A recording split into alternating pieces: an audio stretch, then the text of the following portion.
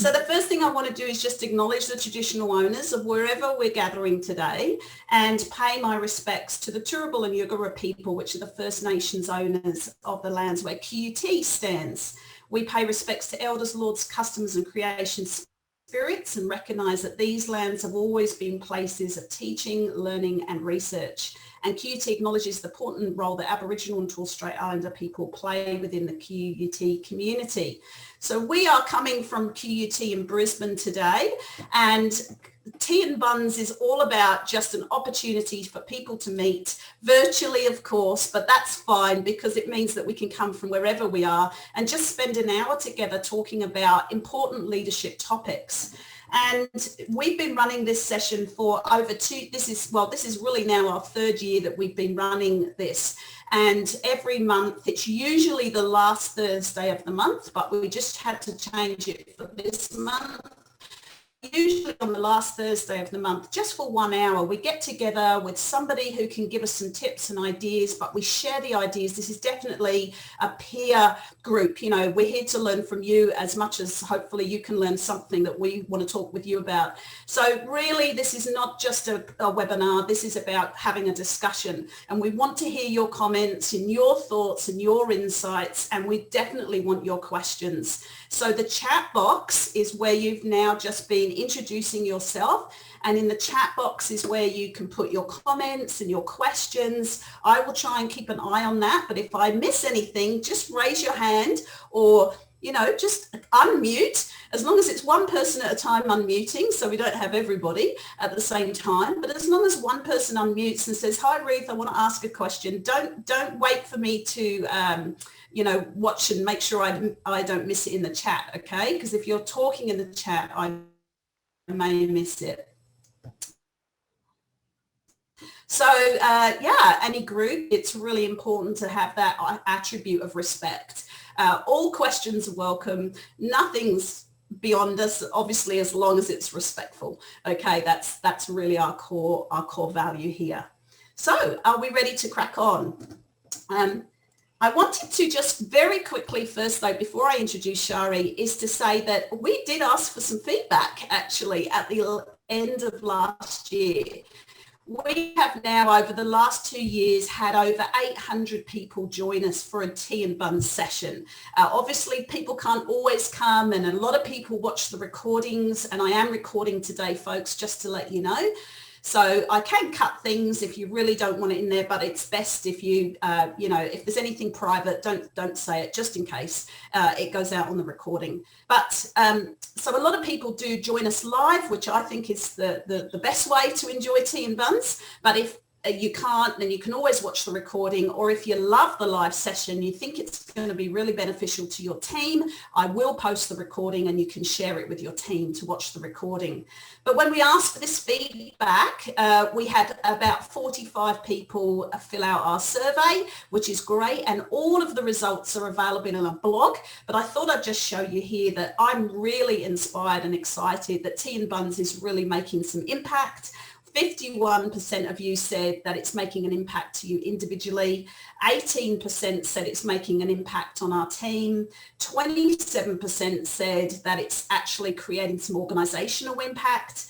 And 4% even said it's really having a flow-on effect and it's having an impact on our clients or our beneficiaries. So that totally warms my heart, and it makes me feel like, yes, this is totally worth it. Meeting up, talking about these issues, discussing them, sharing research is really, really important to us. And that is why we're continuing this year as well. So if you have any other ideas for important topics that you're facing or challenged with at work, send an email to me, and that's how I basically decide on what the sessions are.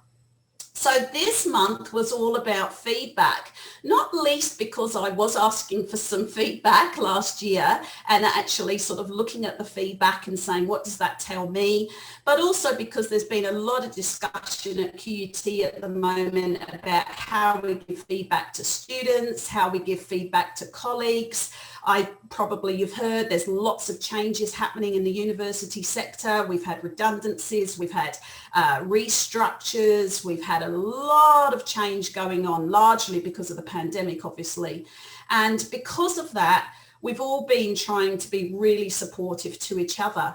But one of the most important things is the ability to give feedback and to share how you're feeling, what's going on, and being able to give this feedback to people. And so I thought it was a fantastic topic to maybe talk about today. And then I thought, now who can we have a chat with? Who knows all about this topic? And Shari Reid is working with us in our executive education. She does a lot of work. In fact, I won't go to that slide yet. I'll just introduce Shari first. Shari does a lot of work with mentoring and coaching and education with executive leaders and teams. And Shari knows a lot about this topic. And I just said, Shari, would you come and have a chat with me and this group? Would you come and talk about feedback and what the benefits are? Because we really need to believe in the importance of feedback, but we also need the skills to be able to do that well. So Shari, thank you very much for joining us. Did you want to just introduce yourself? Sure. Thank you so much, Ruth, and thank you to everyone for joining us today and having me along. So my academic background's in psychology. My PhD was in social psychology, and I was really interested at the time in how things in our environment, particularly the social and political environment, sort of make different values, attitudes, beliefs salient in our mind and then affect the way we make judgments and decisions. So that social cognition, I guess, is what I'm really interested in. And yeah, as Ruth said, I'm currently at with the Graduate School of Business. I'm actually just in transition. I'm not sure if you even know this yet, Ruth, and transitioning back into a research role in the QUT Design Lab. So really looking forward, but to continuing work around human-centered transformation there and the way leaders think in the context of transformation. But one of the reasons that I jumped at this opportunity when Ruth reached out and invited me to talk with her about feedback was my own experience with feedback about probably about 8-9 years ago now. And I was doing a short course at Case Western Reserve Uni. It's a uni over in the States with Diana Bilmoria, for those who might know of her. And part of this course, she said, okay, as we're sort of building confidence as women in leadership positions, one thing that's great to do is go out, find 5 people that you really trust and ask them for feedback around when they believe that you are at your best. And so I asked this of a few people that know me well, and including my sister, my partner, and friends that know me in different situations, work and home. And I didn't like the feedback that I got very much at all. And this was about when they see me at my best. And I didn't want to be at my best in the situation that they all identified. And there was a very strong theme about being at my best when I am helping others be at their best. And I, at the time, was thinking, but what about me? When do I? But what it did is made me sit and reflect. And I thought, if these people who I trust can see something in me, then, I must be missing something. So I discovered the difference between my own sort of introspective, if you like, self-awareness and relational self-awareness, what other people see in me through that feedback process. And it really has changed the course of my life in terms of what the work that I choose to do and the way I engage with it. So feedback is hugely influential. And yeah, that was just my little story about the influence it's had on my life. I probably wouldn't be sitting here having this conversation if I hadn't had feedback. Yeah. So thank you. So one of the benefits already is that it can help you reflect, but it can really change your life if you actually want to learn from that feedback. Yeah, that's awesome story, Shari. Yeah, okay, well, I want to hear from everybody online today. And we've got a little question for you that we'd like you to put in the chat, the answer to the chat, because so many people that I talk to say, I don't like feedback. And I mean, Shari, you just said, I didn't really want that feedback. Yeah. So and it was positive feedback, and I still struggled with it. So let's just hear from everybody on the line. What stops you from either giving or receiving feedback? I'd really be interested if you could just pop your answer in the chat. And so we're really asking about what are the barriers here? Okay, so Georgia said feeling of vulnerability. Yeah, or trust or lack of it. Yes. Yeah, that vulnerability. Giving, when it just gets filed. Yes. When you kind of feel like that feedback gets just dismissed, maybe. Yeah, the fear, the vulnerability, it takes a lot of courage, doesn't it, to really face it, even when it's and being really worried about how that other person is going to receive it, you know, whether, because sometimes you can feel so genuine, but you don't know whether they will really see that as genuine. Okay, so Renee, misinterpretation, so being really worried about how that person will receive it. And Rose has brought up a beautiful one. Don't want tokenistic feedback. I don't want to just hear sort of platitudes or niceties. Can I have something constructive? But then that needs to come from a place of trust, as other people have pointed out. Yeah, trust is so important, isn't it? Because if you trust the person, then you're more likely to believe that they are coming from a place of authenticity. Yeah, the confrontation bit is really, really scary, because we work in professional settings and we don't believe that you should be really emotional and feel vulnerable in these situations. So when you feel confronted and it touches your emotions, you know, you never know how you're going to, like, what you're going to do, like whether you're going to sweat or cry or want to walk out, maybe even vomit. Like, really, there's this physical response, isn't there, when we feel confronted or defensive or nervous about what we're trying to say. And there's even been some research in the field of neuroscience showing that we actually do respond physiologically. The brain responds to any threat to, or a sense of threat to our identity, in the same way as the body responds to a physical threat. So we do go into that fight or flight mode and have exactly the same sort of chemical and physical reaction in our bodies. So it's a tough thing to learn to work with.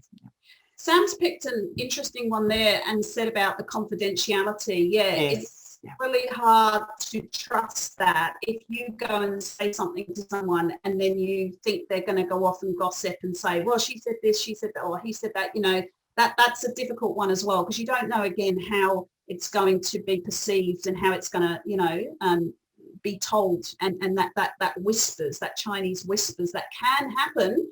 It's not a great culture if there's Chinese whispers going on, but it's a reality. It sometimes does happen.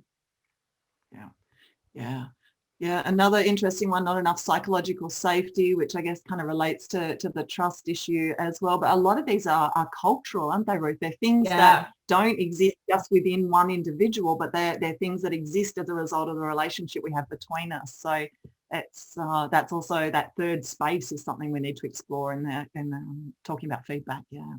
James, and impacted by the receiver's own level of emotional awareness. Isn't that a good one? Jamie's picked up on the whole idea about whether there is an obligation to give that feedback or not. And so there's that tension, isn't there?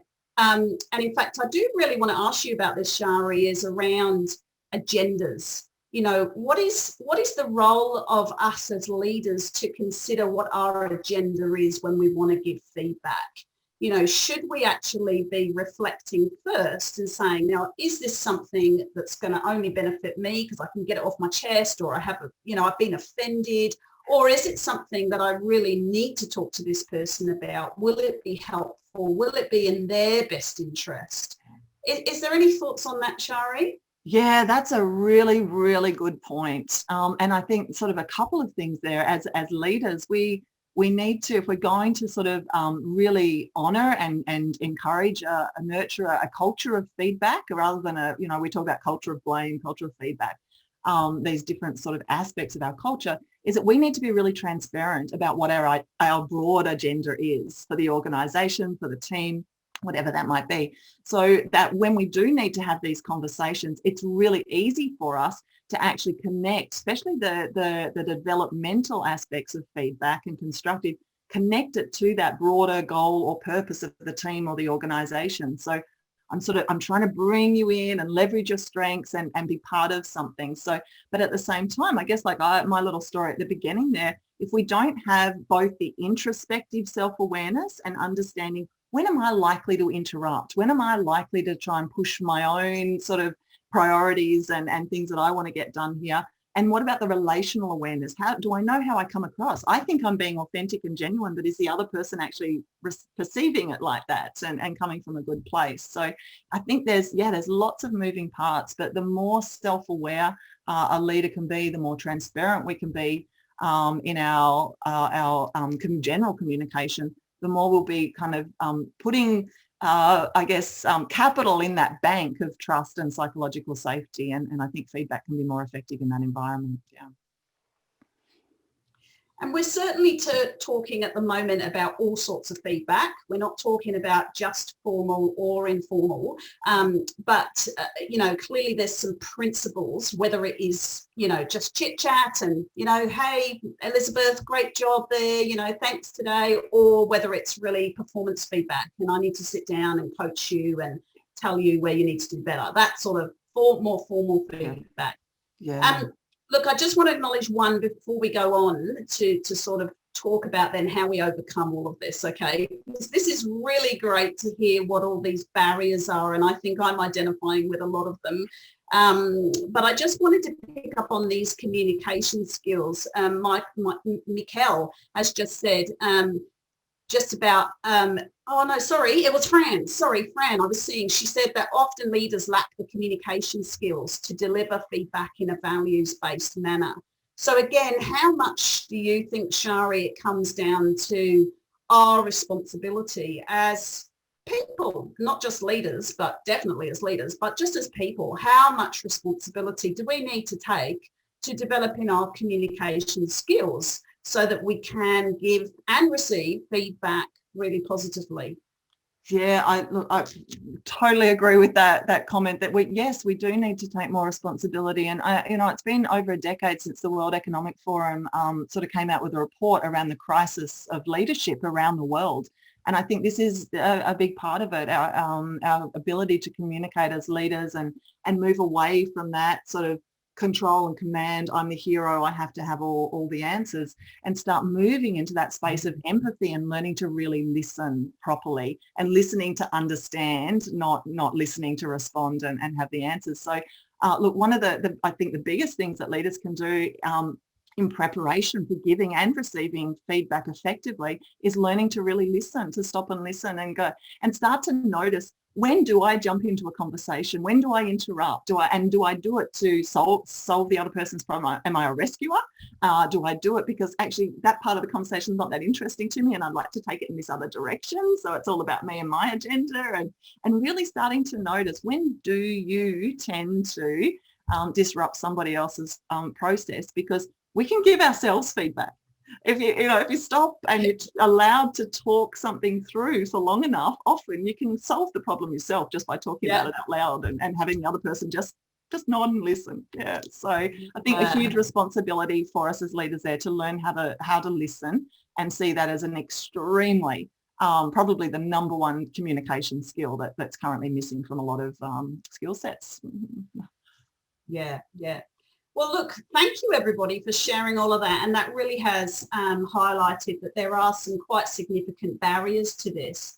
And so what I'd really like to do, Shari, is really talk about some questions around 4 things. We really want to talk about the benefits of a culture that appreciates the ability to give and receive feedback. And then, again, a little bit more around those constraints and enablers. So for people listening today, what could they take away to try and reduce the constraints and encourage the enablers that allows this to be much more a positive part of our culture? And then a little bit more on then, what are the tips really about this feedback culture and the role of leaders, because leaders do definitely set the culture and they influence the culture more than anyone else. So if we're trying to create a space where people feel safe enough and they have the ability and the competencies to give and receive feedback, then what is the role of leaders? So that's how I thought that we might sort of group some questions and have a bit of a discussion. So I hope that's all right with everybody. So what do we think then? Let's just start off with what are the benefits? Why should we be talking about this? Why should we be concerned with, this whole idea that feedback is good? and we should be asking for feedback, and we should be willing to receive feedback. So Shari, top benefits for you that you've seen when you're working with teams and organizations? Learning. It's all about learning and growth, and how can we possibly optimize and make it a better experience for employees, a better experience for our clients and customers, whoever we're trying to bring value to and be of benefit to. So for me, that is kind of the umbrella thing. That without feedback, how do I learn? How do I grow? How do I become of better use and better service to others? Yeah. And of course there are and ways of doing that.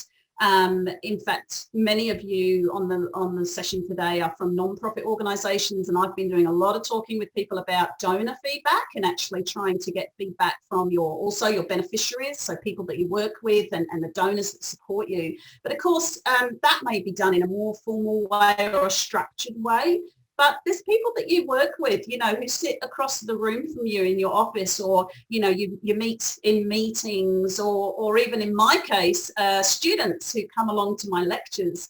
And yesterday we had a lecture, and at the end of the lecture, I just said, okay, we're going to do some feedback. I said, thumbs up if it was a great lecture, like this if it was kind of okay, and give me a thumbs down if you didn't learn anything today. And, very, very, all of them, there was a lot of people in the room, and they were all able to just give me that very, very quick feedback about what they thought about the session, and very informal, and it was just seconds really, but enough for me to go, okay, did I feel the root, did I feel how they were thinking and what they were feeling? So I mean, the benefits then, of doing that little types of feedback, informal feedback, can then have positive impacts on that more formal feedback, can't it, Shari?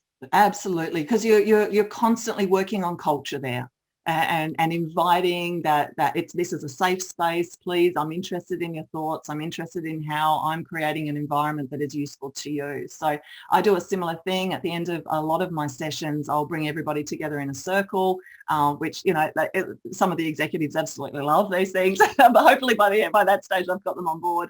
And I just ask them for one word, like as a final thing. We go around the circle, everybody share one word. How are you? And we often ask people, how are you doing? How are you feeling? How are you going? But I ask them to describe with one word, how are you being right now? So how are you showing up? And it helps me to sort of get a sense of what are you walking out of the room with? And, you get words like curiosity, I'm curious, I'm being curious, I'm being reflective, I'm being contemplative. And it really helps me, like in that situation, I'm an educator, and I'd really like to know, as a learner, what experience are you taking sort of from the room with you. So that feedback's really, really important to me. Knowing, that's instant feedback on how the afternoon's gone, if you like, as an educator. But you're building the culture, and you're inviting just that exploration of experience, and role modeling the asking for feedback. So it's, I think that those constant reminders that it's part of our responsibility as leaders to constantly nurture that environment of trusted feedback, of safe feedback. That's beautiful. I have a really creative one as well. So I don't know if any students are in the call. Renee, you might know. Do you know what I do sometimes at the beginning of my lectures to ask how people are feeling? Like, this is at the beginning. I ask them what colour they're feeling. And so let's do that right now. I'd like you all to put in the chat, what colour are you feeling right now? Let's do it. This is an ad hoc thing, but I think it's a really, okay, all right. Oh, love it. Wow. Okay, we've got lots of greens and oranges and yellows, rainbow. Love it. Wow. And green was the first colour that came to me, and then I went, no, it's a yellow, more of a yellow than a green. So that's interesting that how much is showing up for people. I love that. Wow. And and so sometimes it can really be conversation starters, because I might say, why are you feeling sparkly green, or polka dot blue, or and then other times, like Sam, I can say swampy brown. Okay, what is that about? Are you okay? Is that about are you getting something out of the session, or is that something how you're feeling? Like you can really then open up, and Sam, I don't need to ask you right now because I don't want to put you on the spot, but it can really actually open up conversations. And if it's about you and what you're doing, and it means you have to pivot and say, okay, that means that, you know, people aren't getting a lot out of whatever we're doing, you know, then I need to pivot and I need to make sure. So that's it. So thank you for telling me your colours. It's just a really simple thing that you can do at any time, before, middle or after a meeting or a session, or just catching up with people around the water cooler. So what colour are you feeling today? And I've forgotten what they're called. Right, okay. You know, the emoticons are really popular now too, aren't they? Just the different, I forget what that's called, but the 4 or 5 faces, and you can point to, yeah, here's where I'm at. And that works really well one-on-one in coaching sessions. Yeah, I think Zoom have brought a lot more different ones up recently, and maybe that's in response to a lot of people asking for more emoticons and stuff like that. Feedback, yeah. Yes. So I think what we're talking about here, Shari, is there are lots of creative ways that you can give and receive feedback.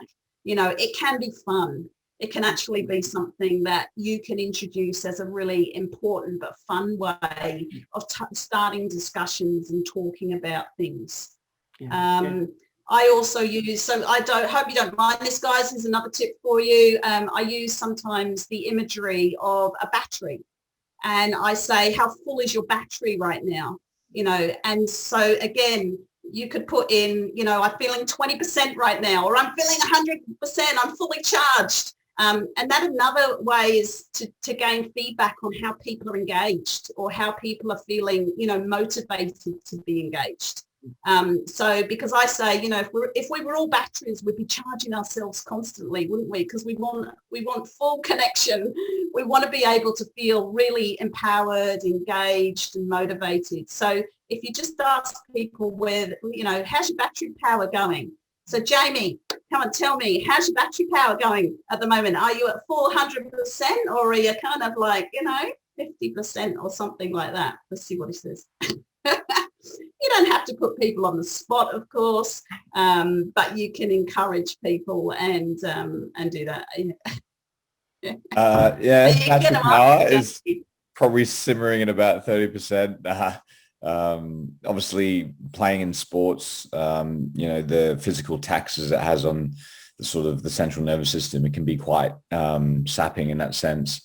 But so the attitude I take towards approaching sport is that you very rarely feel 100%, but it's more about showing up on a daily basis through the rituals and habits. So there are often times of fatigue, but it's just how you turn up on a daily basis. I think that's important. Yeah, that's great. Yeah, that's so good. Wonderful. Sorry, Ruth. I was just going to say, one of the wonderful things that we can learn from sports environments and context, sports teams, is giving feedback to each other. So I think we've seen, you know, we're very good at seeking feedback from clients and customers, I think, these days. Lots of us are stakeholders, but in terms of internally in the team, in organisations, we're certainly not as good as, you know, on a football field where, you know, great catch, great kick, you know, never mind, don't worry, mate, keep going. Well, you know, we're not as good at that in the office, and we could sort of think about how those sorts of just incidental interactions actually contribute to that good, positive culture of feedback. Yeah. Do you think, Shari, though, that's about because in a workplace setting, it isn't as obvious when you kick the goal or you save the goal, or, you know, like, to me, on a football field or in a sporting context, it's a bit more obvious whether you win the game or you lose the game.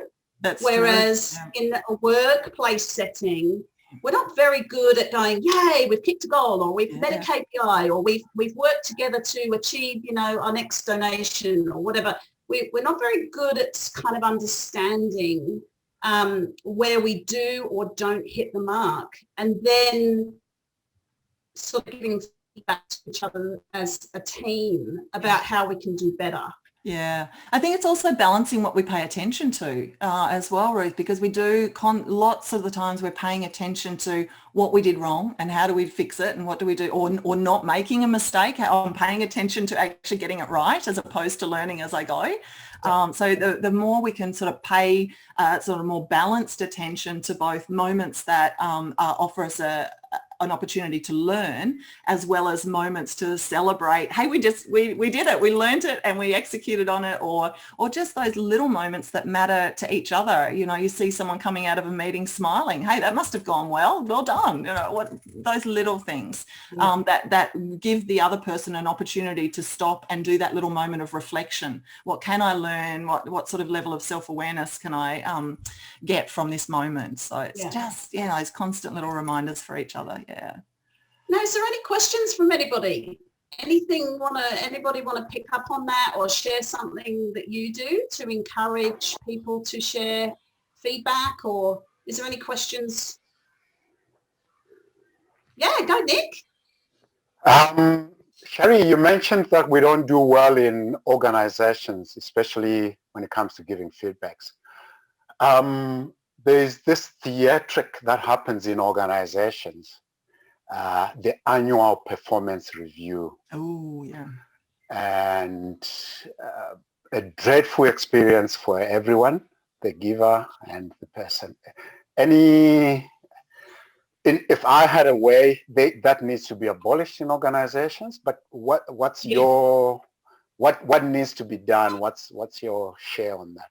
Yeah, thank you so much, Nick. What a great question, and great to raise, because I think a lot of us on this call probably agree with you 100%. I know this is something that Ruth and I touched on in our preparation for today.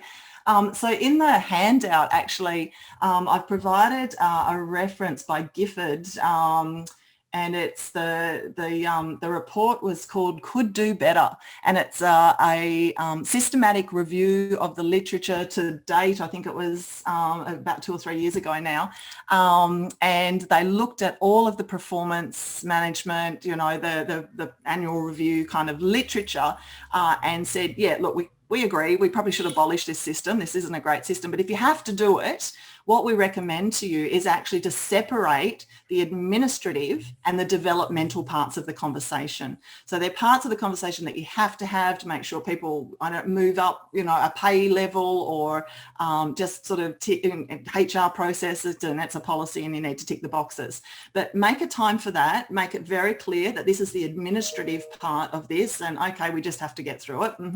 And then a completely separate time, maybe even a different environment, where maybe you go for a walk and talk in the park, maybe you go for a coffee, or you find there's a lounge chair out in the foyer or wherever it might be. And then you have the developmental, the more coaching style conversation there, and do it from the other person's perspective. So you as the leader, and this is where, going back to your point, Ruth, about acknowledging our responsibility as leaders for the agenda we bring to the conversation. Maybe that's something that you write down and you have off to the side, and you're transparent about it and say, look, I have a few things that I need would like to address. But first, how are you going? And what are the opportunities that you're looking for? How can we leverage your strengths better? So there's a model. I don't know if we've shared it here, Ruth, but I can certainly put it in the chat in a moment. Richard Boyatzis, Daniel Goleman. You want to show? Do you have that model? Of intentional change. This. That one. Thank you, Ruth. Yeah. So this provides a great, and you don't have to follow it exactly. It's not meant to be rocket science and getting it right or wrong. It's more of a framework, a guideline for what you might consider. Got Daniel Goleman as one of the authors. Most of you will know him from the emotional intelligence work. So, so as you'll see here, there's this idea that, there's a future self, or they call it the ideal self. I'm sort of thinking of aspirational or future self. Can you engage the other person in a conversation about where are they heading? What's the direction they're heading in? And maybe you end up turning them into goals, and they're SMART goals. Maybe they're very specific, or maybe it's more of a direction and you allow it to be emergent, particularly if you're in a very complex environment or a complex role. It's going to be hard to set sort of definite plans sometimes in that environment. So, but you can see there, this is a strengths-based model, and it's about looking at gaps with the intention of creating a learning agenda around those gaps. So it's a very proactive approach to that developmental part of that performance review conversation, and then giving them an environment where it's safe to do those little behavioural experiments. Some of you will know a lot about safe to fail experiments. So the same philosophy would apply here, where they're very pragmatic little things that don't take a lot of time or energy or effort, and you can go and try them out, and they sort of help you nudge things in the direction that you'd like to head. But as you'll see in the middle there, as you've all pointed out beautifully in the chat up front, this is about having somebody who can give you feedback that you believe, that you trust. So the number one thing in those conversations is, do I have a good rapport with this person? Because it's not even worth having this developmental conversation if they're not going to believe a word I said, or they don't respect where I'm coming from. So am I the right person to be even having this conversation with this person? I think is something that as leaders we also perhaps need to stop and question. And if I'm not, is there someone else who is, or what am I doing? Do I need to do this? Is this feedback for me? And do I need to actually address that as part of my learning agenda? So thank you, Nick. Yeah, great question. I think we really have to walk the talk, don't we, Shari? Because really this is a fantastic framework that we can use and maybe formally in performance appraisals, but I think just generally, like when you're chatting to people who you work with, because sometimes that trust happens most closely with your colleagues or even your direct reports, like not even your manager. But we have to be able to show that we walk the talk and share our own story and say, yeah, you know what, I failed, or I didn't do as well as I wanted to at some point, but this is what I did. So that reflection and that ability to share that we're all learning, and we all have to go through this and kind of understand, okay, what do we need to do to improve, and who are our best cheerleaders who come and support us and guide us, or just go for it, even when we're not feeling at our best, perhaps. Yeah. And that's great. Thank you. This isn't just for formal leaders, of course, either, because, if you're in a situation where leaders aren't able to role model this yet, and we're going to take a growth mindset approach to it, maybe you could take an informal role of leadership in role modeling it for them and sort of helping them learn to receive feedback. Yes. And here's a way that I'd like to offer you some feedback. It's meant in this way, and can sort of slowly start to nudge things from not necessarily the top. Yeah. Now in the handout as well, I've actually put some other pieces of research, and one of them is a reference from Jay King, who wrote something called Giving Feedback, and very, very practical tips, which is why I've included it in the handout. And I think in terms of the feedback culture, that these are really interesting things to understand, is that people are motivated because we do believe that feedback should be about motivating people to try something, do something, change something, okay? Feedback should always be about moving people or changing something. So people are motivated when they're clear about what is expected. So not going in and going fluffy, oh, Shari, I'm not happy with your performance. Shari's just going to go, well, what? What? What have I done? She's not going to understand at all if I'm too fluffy or too broad, because I can't bring myself to tell her any specifics. So prepare yourself and go in with something quite specific that you can give as an example, or that you can give Shari something to take away and reflect on. Okay, sorry for using you as an example, Shari. Okay. The other one is supported. People want to feel supported, even if they're not doing as well as they should be, or you've got something to give them feedback about.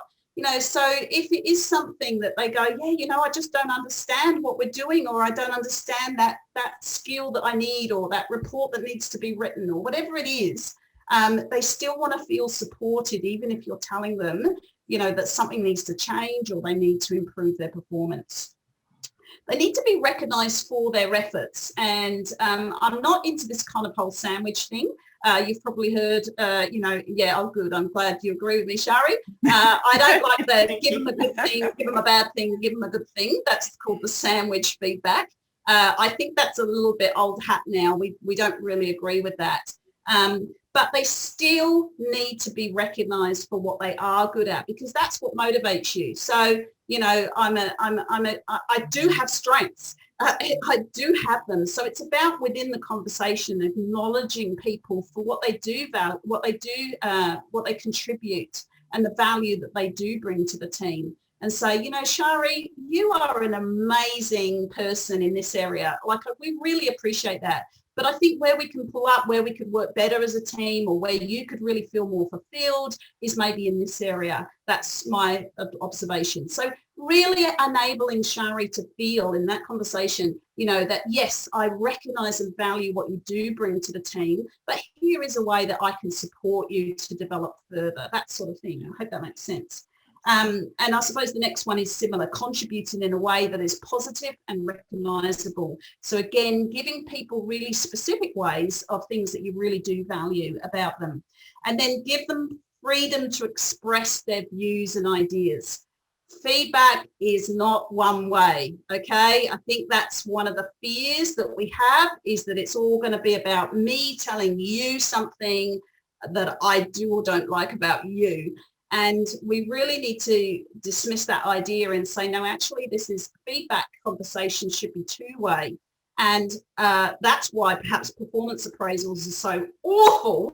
And I agree, Nick, scrap them completely, because it's always been about the manager telling you what is good or bad about you. And that can be horrifying. Whereas if it's a conversation where it's a two-way feedback and we get used to that, it's not just once a year, but it's regularly, me saying to the people that I work with, well, look, I'm really appreciating this. I think we could do better here. How could I help you better? What could I do better as a leader or as a manager? And using it as a two-way conversation. If you do that regularly all the time, by the time you get to the performance appraisals, you know, it's hooray. It's a great time to sit down and reflect what you've been able to achieve over the year. And the last one is people are motivated when they're challenged in a way that helps them to develop and be more creative. So really that is about that reflection piece, isn't it, Shari? And getting people, and not, as you said earlier, not telling them what to do, what the solution should be, but actually getting them to think about the different ways or solutions that they could improve or try different things or reflect and learn from things. So what do you think about those, Shari, and everybody? Yeah, look, I think those are really good tips. I do think they're good tips, and particularly if you can also sort of not just sort of, okay, your strengths are great, and, you know, here's some other things you could do to improve your performance even more, but here's how you can leverage those strengths. How can you build and use those strengths to actually help fill those gaps and create that learning agenda? So lots of people like to talk, and we do work on this a lot in the programs that I'm part of in the Graduate School of Business, where we're talking about sort of, okay, identifying what you're really good at, and then how can I actually use those things that I'm good at to help nudge myself sort of in the direction of filling those gaps. So how it's not just identifying the strengths, but using them to address the weaknesses. So I don't talk to those people about weaknesses at all. I talk about strengths and opportunities for further development. Yeah. And try and really create some, you know, some energy around it, as opposed to, because weaknesses with like, oh, I know, I'd like to get away from that. Thank you. That's not something I really want to lean into. But an opportunity for development, well, that's something I'm interested in. So sometimes the framing. That's often why we don't ask for feedback, because if we get something that we hear and don't like, then it means that really we should be doing something about it, and that's leaving our comfort zone. Leaving the comfort zone and maybe facing some shame potentially, and we're not good with that. Yeah. So look, I think we've talked about a lot of that, and I'm grateful to everybody who's putting some stuff in the chat, and really I would love to hear more about what you're doing, what really good things are working for you in your organisation. But we really wanted to just sort of really touch on these six things that I think that if we could do better in our organisations, I think that we would be, much more fulfilled and growing as individuals and as organisations. Shari, can you just chat us through what a growth mindset is? What does that mean? And you've touched a little bit on it, but tell us why you think growth mindsets are so important when we're talking about feedback culture.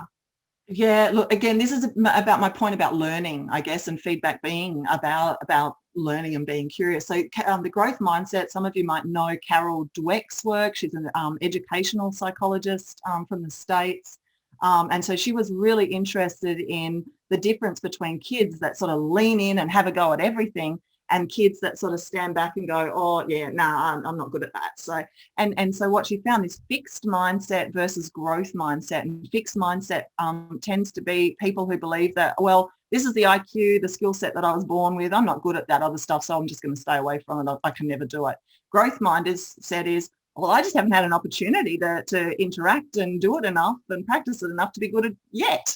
But so it's that the power of yet she talks about is what, yeah, Carol Dweck talks about. So, and in management theory, there's this really old, some of you will know this old theory Y, theory X.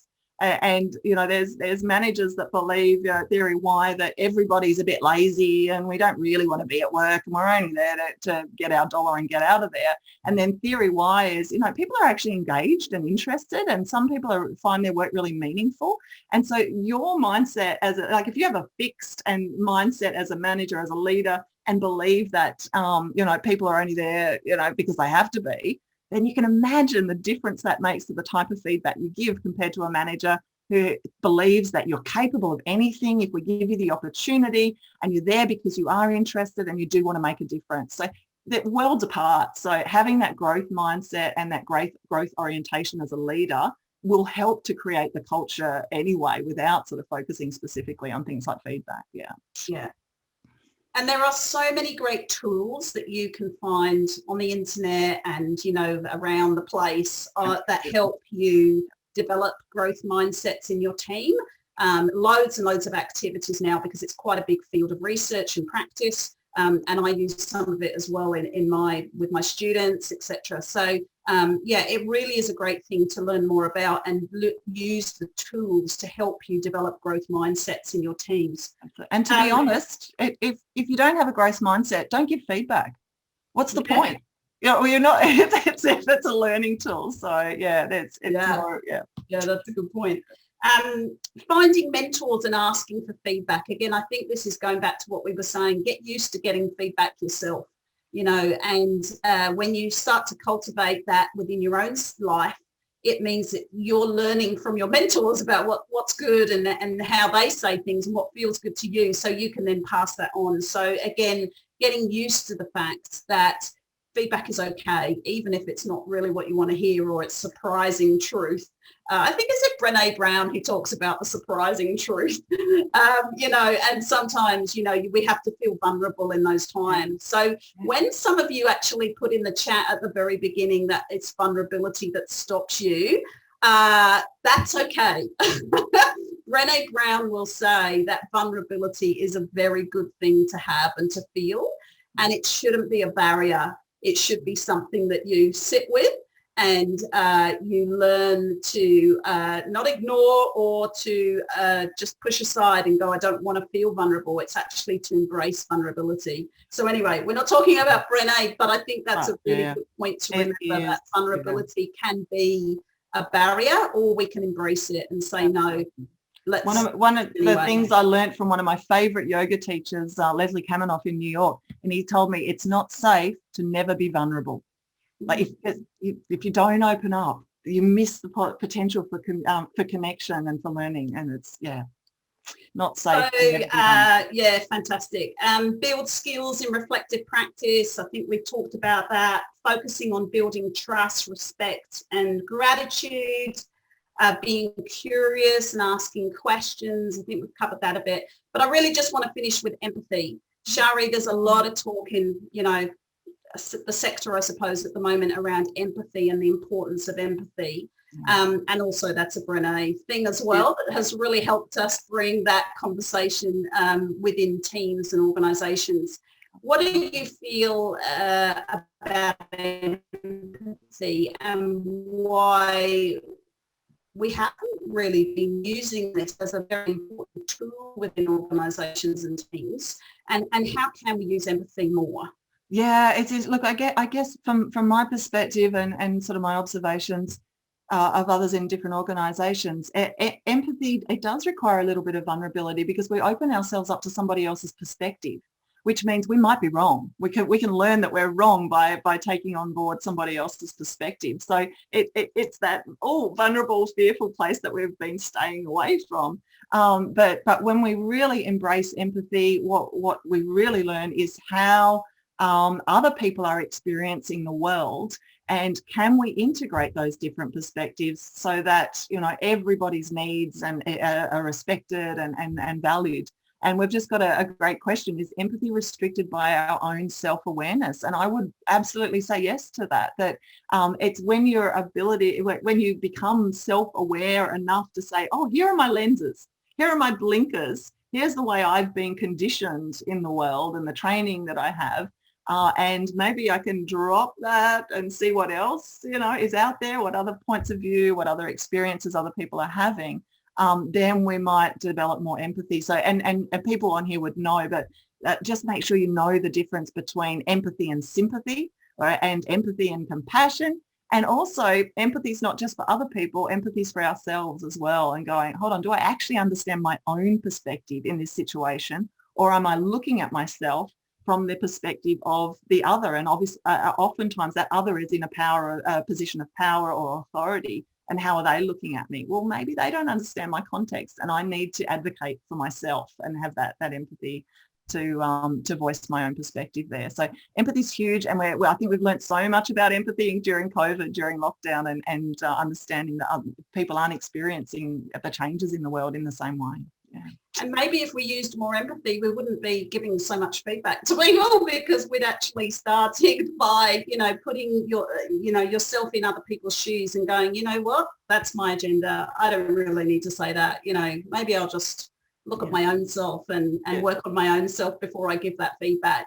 Yeah. And likewise, if you receive feedback that you're kind of going, well, where did that come from? Sort of going, okay, well, where is that person right now, and why did they need to tell me that? And maybe I'll leave it with them, because Sheila Heen has, and I've put it in the handout, has this great quote: I don't believe that receiving feedback well means that you have to take the feedback. And I think that there's some empathy in sort of seeing the wisdom in that as well. Yeah. Jamie, I'm sure that's one for you as well, isn't it? For when you've got people who don't know you and are giving you feedback all the time and telling you what you should and shouldn't be doing. And there's many people, but Jamie's obviously a good example of that, of where, you know, people are always telling you what you should and shouldn't do. And you've got to take that on board, right, Jamie? And you got to say, well, that's some feedback that I'm actually going to leave right there. And there's other times when you go, no, that actually is quite constructive. How do you deal with that, Jamie? We have, you know, weekly processes of, you know, where we do, or I am receiving feedback from, you know, so we'll play a game on the weekend and then we'll revisit that like on a Monday through video analysis. And then we can also have training feedback. So coaches will look at video that we've had in training, and they can go to a player and say, this is what you're doing, this is what we want from you, and this is what you know, could improve on, sort of thing. I think, empathy is important when delivering feedback. But the thing about our elite context is it is elite. And so there is a level of accountability, a high level of accountability that is, you know, deployed. And often because of the accountability sort of factor, support sort of isn't quite there. It's in less sort of presence. So providing accountability to somebody is, in our context, is all about people hitting a standard. And, you know, it's very clear that players have to hit the standard, otherwise they get replaced for somebody who don't. I know that's a different context to the other people present here. So I think support does often go out the window, and, you know, coaches don't deploy empathy probably enough. And me as a senior player, I do provide a lot of informal chats with other players around accountability. So yeah, you do have to be empathetic to especially with athletes. You don't know what's going on in their lives. But essentially when we are in the elite context, it is about hitting a standard, because if you don't, then you get sacked. I honestly think, Shari, we could do a whole nother session just talking about the link between feedback and accountability. Absolutely. Because we've been talking very strength-based and, you know, encouraging people here, but there does come a time when we're giving feedback to people and there has to be a level of accountability. Absolutely. And so I think that's a really good, important point that we haven't touched on as much as we perhaps could have today. But thanks, Jamie, for bringing that. Now, I'm very aware of the time and I can't believe we're coming to the end already, Shari. I just such a great conversation. So before you all go, could you put some feedback in the chat, please? And whatever you like. If you'd like to tell me your colour, you can tell me the colour you're feeling. But if you want to do a thumbs up or if you want to sort of just give us some feedback, is there anything that you're taking away from today that's going to be helpful to you? Is there any kind of conversation that you think now, you know what, I need to go back to my organisation and have a look at the way that we give or receive feedback? Just pop it in the chat for us now.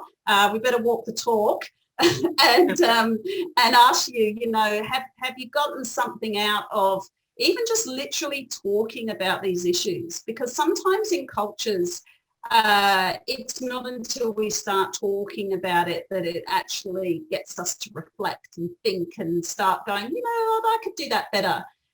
Is there, now let me ask you a very serious question. Is there someone that you need to go and give feedback to that you've been maybe holding back from because you're too frightened or you're worried or you're feeling vulnerable? Is there someone that you need to go and say, I need to have a coffee with you? And could you use that growth mindset and that ability to be curious and say, look, you know, I need to just have a coffee with you and I need to talk to you.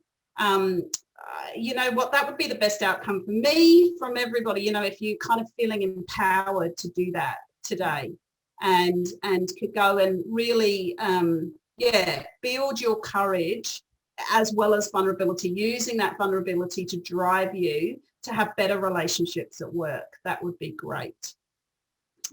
All right. And there's two questions. Fran and Jill have asked about tools for building self-awareness or strategies for giving and receiving feedback with people who lack social and self-awareness. Self-awareness is one of the key components of emotional intelligence. So I would begin with some introducing the framework around emotional intelligence. Just send them on a course. There's heaps of stuff online. There's books. There's free stuff online. QTX I personally run a one-day developing emotional intelligence workshop. That's where I would start with developing self-awareness for those. Yeah.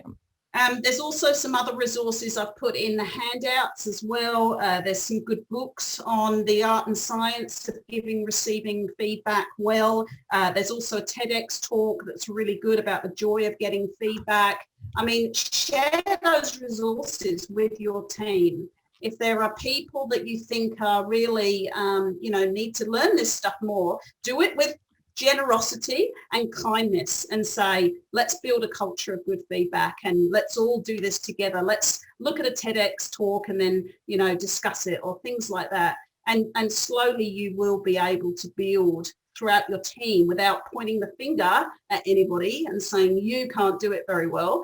Do it together as a team. All right. Thank you so much. Thanks, Shari. Thanks, Ruth. Thanks, everyone.